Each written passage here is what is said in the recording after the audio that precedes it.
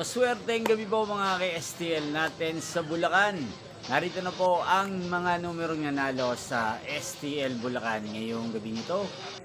August 9, 2026, 8 p.m. Third draw result yan. Nakikita nyo na po ngayon sa screen ng inyong cellphone ang mga numerong nanalo sa STL Bulacan in exact order po yan.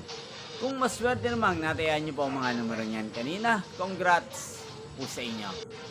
Araw-araw nyo pong napapanood ang resulta ng STL Bulacan sa channel na to tuwing 11 a.m., 4 p.m. at 8 p.m. Sa mga gusto pong magpa-shoutout dyan, mag-comment lang po kayo para bukas po sa first draw result ng STL Bulacan, isa-shoutout ko po kayo.